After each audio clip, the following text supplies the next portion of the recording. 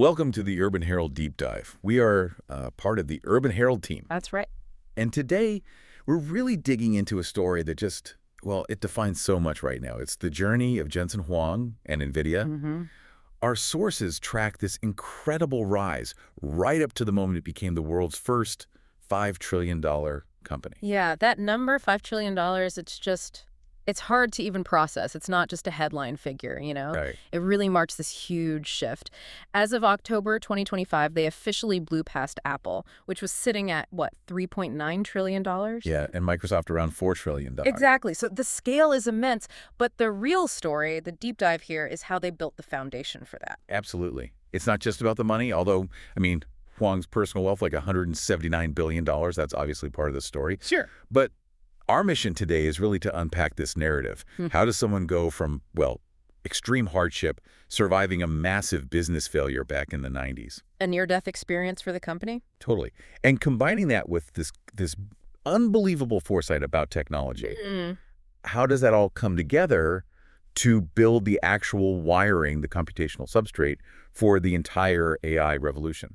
And you really have to grasp the economic weight here. We looked at some research, including analysis from Jensen Huang, the Harvard economist. And the finding is just breathtaking. Basically, data center investments, the ones powered by Nvidia chips, they accounted for something like 92% of all U.S. GDP growth in the first half of 2025. 92%. That's almost unbelievable. It means the company isn't just in the economy, it's fundamentally enabling the big structural changes that are driving it. And the sheer audacity of that number, it only gets wilder when you contrast it with where Jensen Huang started. Yeah, the famous story. The Denny's dishwasher job. It's just that contrast. From scrubbing plates, graveyard shift, to effectively controlling, 80, 90, 95% of the world's most critical AI computing power? It demands a closer look, doesn't it? Chronologically, how did that early discipline, those near catastrophic pivots, those architectural bets, how did they build the company that basically holds the keys now? Exactly. So let's start at the beginning. Taipei, Taiwan, 1963. Jensen Huang's birth. His family, really valued education. Father, a chemical engineer, mother, a teacher. Right. That intellectual rigor was there from the start. And his mother, Lutz Isir, her methods were, well, quite ingenious, especially given the circumstances. What was that specific method? She understood systematic learning. Even though she wasn't fluent in English herself, she developed this daily ritual. She'd pick 10 random, often complex, words from an English dictionary. 10 words a day. Every single day. And she'd drill her sons on them. Spelling, meaning usage. Despite not having formal training herself, it was pure discipline and system building. You can already see the seeds there, can't you? That relentless incremental improvement. It's almost like compounding interest, but for knowledge. Totally. It's a theme that definitely echoes later in Nvidia's approach to chip architecture: build, refine, build again. But that early stability in Taiwan, it didn't last long. No, the family moved first to Bangkok, Thailand. His father had a job there at an oil refinery. But this was the early 70s. Things were getting really unstable in Southeast Asia. The Vietnam War was spilling over into Cambodia and Laos. It was getting dangerous. Yeah, a really volatile time. His father made what must have been an incredibly difficult decision. Gut-wrenching, I imagine. He decided the environment just wasn't safe or stable enough for the kids. So this leads to a major separation. In 1972, Jensen, just 9 years old, and his older brother are sent by themselves to the U.S. Alone, yeah. To live with an uncle and aunt over in Tacoma, Washington. But this is where the story takes a really sharp, almost bizarre turn. The reform school misunderstanding, right? Exactly. It's almost tragically comical in hindsight. The guardians, his aunt or uncle, they genuinely wanted the best education for the boys. They saw the name Oneida Baptist Institute down in rural Kentucky. And thought it sounded prestigious, like a fancy prep school. Precisely. They thought, okay, this must be a top-tier private school. They had no idea. And the reality was completely different. Brutally different. Oneida Baptist Institute wasn't a prep school. It was effectively a religious reform academy for troubled kids, often older teenagers. So picture this. 9-year-old Jensen, small for his age, doesn't speak English yet. Suddenly dropped into this environment, surrounded by much older kids, some with tattoos, kids who'd clearly had tough lives. Can you imagine the shock, the fear? It must have been terrifying. Instant immersion into just a really harsh world. He was bullied, ostracized. Absolutely. But here's the thing, that intense adversity, it didn't break him. It seems like it acted as this weird catalyst. He didn't just survive, he pushed himself. He actually excelled academically at the attached elementary school there. And he found an outlet, right? Table tennis. Yeah, ping pong. He got incredibly good. Yeah. So good. He was nationally ranked. He even ended up in Sports Illustrated when he was only 14. Wow. So even in that chaos, he found a way to apply that discipline and focus. And there's another fascinating dynamic from that time, something that really seems to connect to his later leadership style. Like that. His roommate, Jensen, was, academically sharp but physically small, vulnerable. His roommate was this 17-year-old kid, big guy, tattooed, imposing, but illiterate. Okay. Quite the pair. So this unlikely mentorship formed. Jensen, drawing on that systematic learning from his mom, started teaching his roommate how to read. Seriously. In that environment. Yeah. And in return, the roommate taught Jensen how to lift weights, how to handle himself, basically how to navigate the tough social dynamics of the place. That's incredible. So he learned early on that help and knowledge can come from unexpected places. That capability isn't always obvious. Exactly. That mentorship flows both ways. It seems like it really cemented this idea of discipline, resilience, and maybe even redemption. How long was he there? About 2 years. Then his parents finally managed to immigrate and settled in Beaverton, Oregon, near Portland. So the family was reunited. Yes. And by the time Jensen joined them, that discipline was just ingrained. He was so far ahead academically, he skipped 2 whole grades at Aloha High School, graduated at 16. 16. But you mentioned earlier, maybe the first lab for Nvidia's operational style wasn't school. No, it was that Denny's. Right. His first paid job started when he was 15, worked there until 83. Graveyard shift at a local Denny's, dishwasher, busboy, waiter, the whole progression. And it sounds like just, a teenage job, but he explicitly connects it directly to how Nvidia operates today. How so? It's about the operational philosophy he developed there. He talked about it in an interview, how he handled those crazy late-night rushes. He used the term mise en place. Mise en place, the French cooking term. Yeah. Everything in its place. Exactly. For anyone listening who hasn't worked in a kitchen, it means total preparation. Every ingredient chopped, every tool ready, every station set up before the chaos hits. So it's about rigorous organization and anticipating needs. Totally. He saw it as this fundamental principle. Excellence, whether you're washing dishes or designing the world's most complex chips, requires meticulous planning and flawless execution. Process matters. And there's another principle too, right? About efficiency. Yeah, this personal rule he set for himself, which apparently is like gospel at Nvidia now. I never left the station without something in hand. I always return with something. Constant motion optimization. No wasted steps. Always productive. Basically, yeah. Eliminate inefficiency. Always be advancing the process, even in small ways. It's about relentless productivity. And he claims that environment actually helped build his resilience, his composure. He does. Yeah. He attributes his ability to stay calm under extreme pressure. You hear stories about his heart rate actually dropping during crises. He says that comes directly from handling countless rush hours as a kid. Learning to channel stress into focus. Exactly. Turning chaos into execution. It's such a core part of the company lore now that Denny's corporate actually honored it. They did. In 2024, they unveiled the Nvidia booth at that original Denny's location, the actual booth, where he and the co-founders later sketched out initial ideas. No way. Yep. And they introduced a menu item called Nvidia Breakfast Bites. Okay, that's fantastic. Does it come with a sign of, existential dread from nearly going bankrupt? Maybe it should.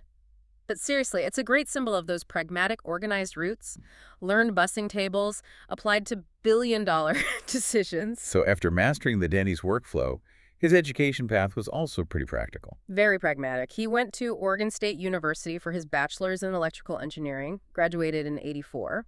Apparently a big reason was it was affordable in-state tuition. Right, no trust fund here. Definitely not. And unlike some tech founders who go straight for the PhD, Huang went to work first. He got hands-on experience as a microchip designer, first at AMD. Okay, a competitor now. Yep. And then at LSI Logic, where he rose up to become a division director. That industry experience was key. It paid the bills, obviously, but it also grounded him in the real-world limitations of chips at the time. And then he went back for his master's. Yes, while working, he got his master's in electrical engineering from Stanford in 1992. Apparently, it involved a lot of grueling evening classes after long days at LSI. So that timing, the early 90s, while he's deep in the chip industry and finishing at Stanford, that becomes crucial. That's the inflection point. He's seeing firsthand the limitations of the standard approach. Central processing units, CPUs, were king. They were designed to execute complex instructions one after another, very powerful for sequential tasks. Like running software applications step by step. Exactly. But Huang realized that a whole class of important problems weren't sequential at all. They were inherently parallel. Like graphics rendering. That was the prime example then. Rendering a 3D scene means calculating the color and position of millions of pixels simultaneously. A CPU doing that one pixel at a time, incredibly inefficient. Right. It's like using a single, brilliant professor to grade a million multiple-choice tests one by one. Great analogy. Huang saw that you needed something different. A specialized piece of hardware, massively parallel, designed specifically to handle thousands or millions of simple calculations all at once. That insight, the need for specialized parallel architecture, that was the blueprint for Nvidia. Okay, so he has the insight, born from experience and education. He needs partners. Right. So in 1993, he teams up with Chris Malachowski and Curtis Prime. Guys he knew from the industry, chip designers from LSI Logic and Sun Microsystems. They shared that vision. And the founding itself. The story is almost mythical in its sparseness. It really is. They needed a lawyer to incorporate the company, James Gaither from Cooley Dodward. Standard stuff. The lawyer needed $200 cash from the founder to get started. And one. Didn't have $200 on him right then, so he turned to his partners and said, "Can you guys chip in?" They each put up $200. So the total seed capital for what would become a $5 trillion company was $600. Precisely $600. It's just mind-boggling when you think about the return on that investment. Probably the most consequential $600 in tech history. And where do these titans of industry strategize? Back to Denny. Back to Denny's. But this time, apparently, it wasn't nostalgia. They picked a specific Denny's in East San Jose because, and this is a quote, "it was quieter than home and had cheap coffee." Huh. Practicality above all else. Totally. And those early architectural ideas, the first sketches for what would become the GPU, literally drawn on Denny's napkins. Amazing. So they had the vision, the team, the cheap coffee. Yeah. But success wasn't immediate. Their first big product, the NV1 chip. Launched in '95. And it was a disaster, a fundamental, almost company-killing failure. How bad are we talking? What was the core problem? The architecture was just incompatible with where the industry was heading. Microsoft was pushing its DirectX standard for 3D graphics. It was quickly becoming the standard game developers coded for. And the NV1. Didn't work well with DirectX. It used a different approach. So game developers basically ignored it. Why code for this outlier chip when DirectX was clearly winning? The market just said no. Okay, so a brilliant technical idea, maybe, Yeah. but completely out of step with the market reality. What did that mean financially? Ruin, almost. They had manufactured a ton of these chips, something like 249,000 units. Just sitting in warehouses, useless. Completely useless, dead inventory, and the cash just evaporated. By 1996, sources say Nvidia was literally weeks away from being insolvent. Wow. Yeah, imagine the pressure. They were apparently skipping electricity bills, keeping the office lights dim to save money. The company was truly on the brink. That Denny's composure must have been tested to its absolute limit. You have to think so. In that moment, facing total collapse, Huang made an incredibly risky decision, an all-in bet. What was it? He committed every last cent the company had, every remaining resource, to designing and producing a completely new chip, and on an insanely accelerated timeline. Doubling down after a massive failure with no safety net. Exactly. Monumental risk. Failure meant the end. Full stop. But that pressure, that existential threat, it focused them. Maximum effort, maximum discipline. And the comeback chip. That was the RVA 128. It launched in late '97, but they really branded it effectively later, especially with the next iteration, the GeForce 256, which landed in August 1999. And this one worked. This one nailed it. It delivered revolutionary graphics performance because it fully embraced that specialized parallel architecture, and they marketed it brilliantly, calling it the world's first graphics processing unit, the GPU. Coining the term. Pointing the term, defining the category. The market loved it.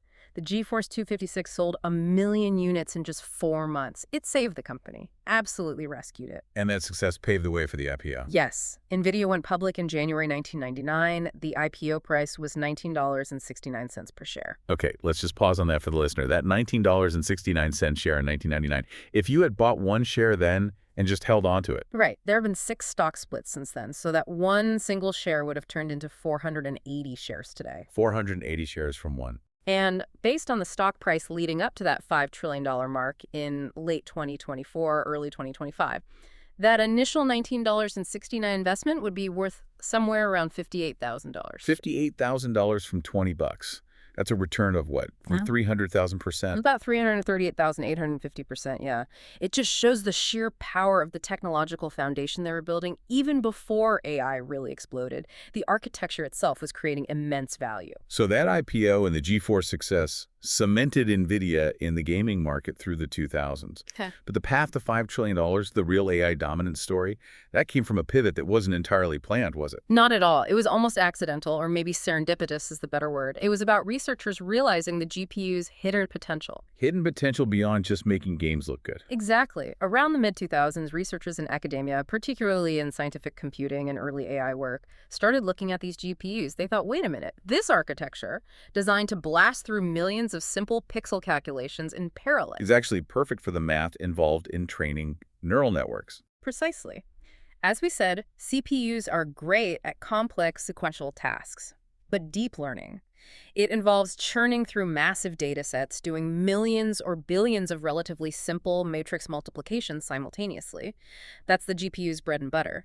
The tool was perfectly matched to this emerging, incredibly important job. The hardware was ready, almost waiting for the software challenge. Right, and Nvidia saw this happening. They saw these researchers trying to hack GPUs for scientific work, and instead of ignoring it, they leaned in, big time. This is where CUDA comes in. This is CUDA 2007, the Compute Unified Device Architecture. This wasn't a new chip, it was a software platform, a revolutionary one. Why revolutionary? What did it actually do? It basically built a bridge. It gave developers and researchers a way to program the GPU for general-purpose tasks, not just graphics using familiar programming languages like C.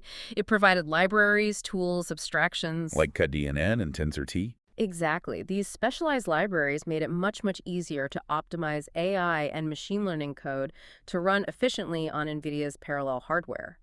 Before CDA, programming GPUs for non-graphics tasks was incredibly difficult, a niche skill. So CUA democratized GPU computing. That's the perfect word for it. It unlocked the power of the GPU for a massive new audience, and crucially, it created an ecosystem. Once you started developing on CDA using NVIDIA's library. It was hard to switch. The lock-in factor. Huge lock-in. It built a moat around their hardware advantage, a really powerful software moat. And then came the moment when this potential became undeniable proof. 2012, the ImageNet competition. This is the benchmark for computer vision AI at the time, a team led by Alex Krzyzewski, working with AI pioneers Geoffrey Hinton and Ilya Sutskever. Hinton and Sutskever, huge names. Right? They used two off-the-shelf NVIDIA gaming GPUs, GeForce GTX 580s, I think, and CUDA to train their deep neural network model, AlexNet. And the results? They crushed the competition. The performance leap wasn't incremental, it was staggering. So much better than existing methods that the entire AI and machine learning community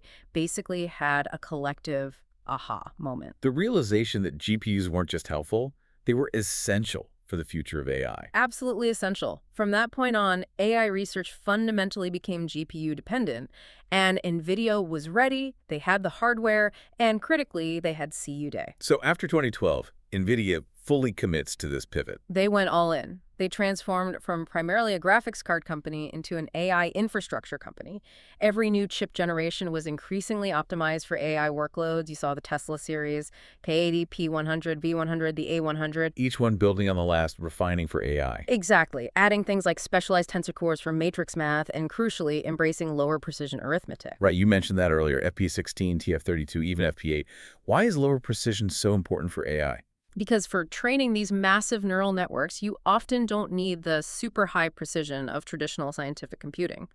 Models are surprisingly tolerant of slight numerical fuzziness. Okay. So by using fewer bits to represent numbers, say 8 bits instead of 32 or 64, you can move data around the chip much faster, use less memory bandwidth, and perform calculations way more quickly. So it's a trade-off. Yes. Slightly less precision for a massive boost in speed and efficiency. Exactly. Sometimes 4x faster or even more, with minimal impact on the final model accuracy.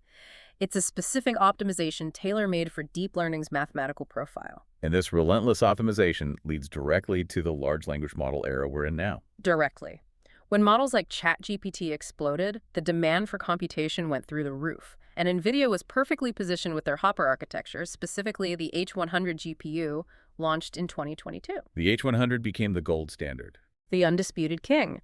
It was designed explicitly for the transformer models that underpin LLMs. It had an upgraded transformer engine for faster training, maybe 4x faster on some tasks than the previous gen, and that incredible memory bandwidth, 3.35 terabytes per second, crucial for feeding these data-hungry giants. So everyone needed them. Everyone, Microsoft, OpenAI, Google, Meta, Amazon, all the major cloud providers, all the big AI labs, they placed massive orders. We're talking tens of billions of dollars spent just on H100s. Which leads to that market dominance. Yeah, what analysts call a winner-take-most market. Nvidia controls somewhere between 80 and 95% of the market for AI accelerators. Yeah. It's not just the hardware, remember, it's the whole CUDA ecosystem that keeps developers locked in.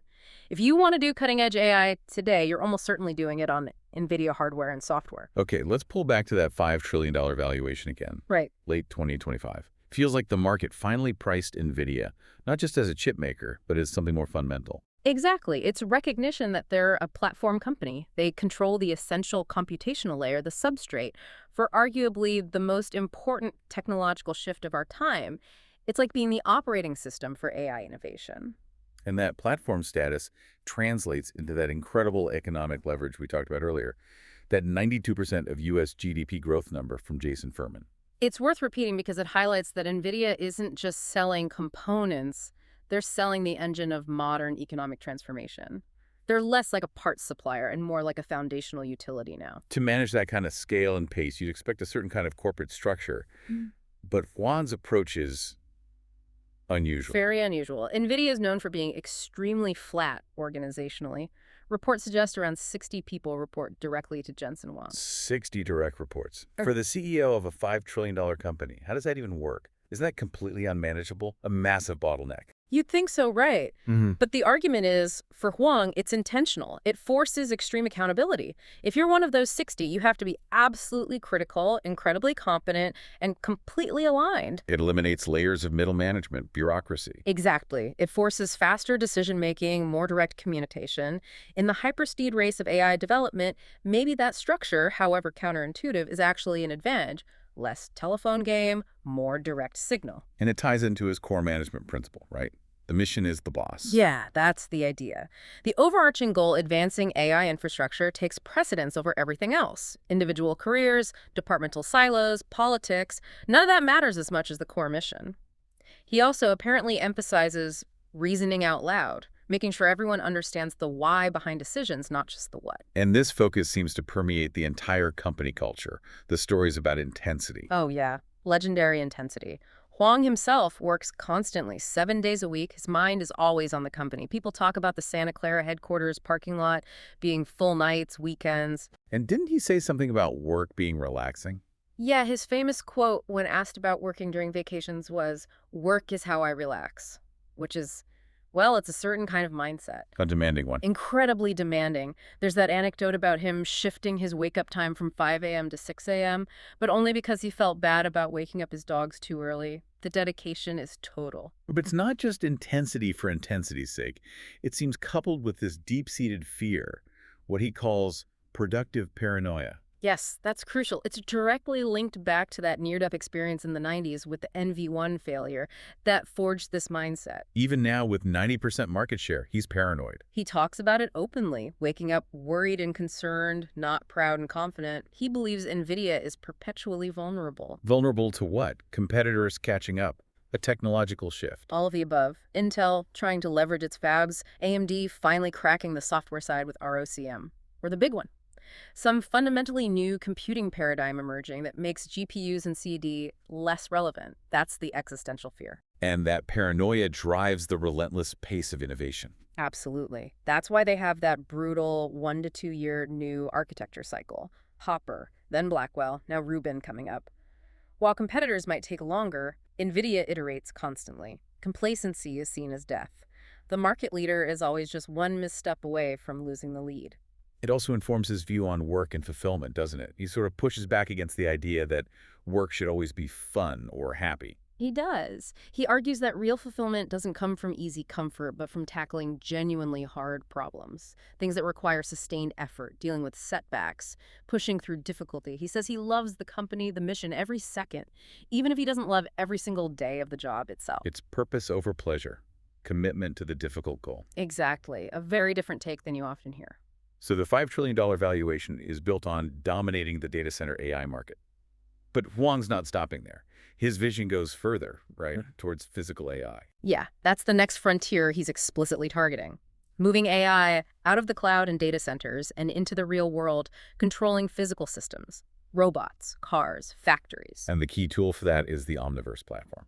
Omniverse is central to that strategy. Think of it as this sophisticated software ecosystem for building and simulating 3D virtual worlds, digital twins. Digital twins, like a virtual copy of a real-world factory or city. Exactly. Companies can use Omniverse to design, test, and optimize complex physical systems like a new car model, a robot's behavior, or an entire manufacturing plant entirely in simulation before building anything physically. It allows for rapid iteration and optimization in ways the real world doesn't. Is it getting traction? Significant traction. The numbers are impressive. Over 300,000 developers, 250 major companies using it. BMW, for example, uses it to simulate and optimize their factory layouts. Finding efficiencies virtually saves enormous time and money. And this ties into robotics and autonomous vehicles. Directly. Physical AI means intelligent machines. Nvidia has major partnerships there. They're working with Uber on their robotaxi ambitions, aiming for 100,000 autonomous vehicles using Nvidia tech by 2027. 100,000 robotaxis. Yeah. And with Lucid Motors, the EV company, to integrate level 4 autonomous driving, basically mind-free, driving into future cars, Huang has flat out called autonomous systems the next trillion-dollar opportunity. So this future vision isn't just talk, it's being built into the next generation of hardware too. The Rubin architecture. Scheduled for 2026. Okay. And it introduces a really interesting, potentially game-changing innovation, disaggregated inference. It's aggregated inference. Yeah. Okay, break that down. What problem is it solving? It tackles a growing bottleneck in how current large language models work, especially when they generate responses. That's the inference part. Right now, an LLM has two main jobs during inference. First, it has to process the input prompt or context. That could be your question, but it could also be a massive document or the entire history of your chat. Right. Understanding the input. Exactly. Second, it has to actually generate the new words, the output tokens. The bottleneck is becoming that first part processing huge amounts of context. If you feed an LLM a 1,000-page manual and ask a question, just reading and internalizing that manual takes enormous compute power before it can even start answering. Okay, the context processing is the heavy lift. Increasingly, yes. Disaggregated inference splits these tasks. The upcoming Rubin CPX notice, the C, it's a specialized CPU core complex designed by Nvidia, will be dedicated just to chewing through those massive context windows. They're claiming it can handle something like 1 million input tokens simultaneously. 1 million tokens at once. That's huge. Astronomical. Meanwhile, the standard Rubin GPU will focus on what it does best, rapidly generating the output tokens. So you decouple the slow, heavy context processing from the fast output generation. Precisely. You use specialized hardware for each part of the job.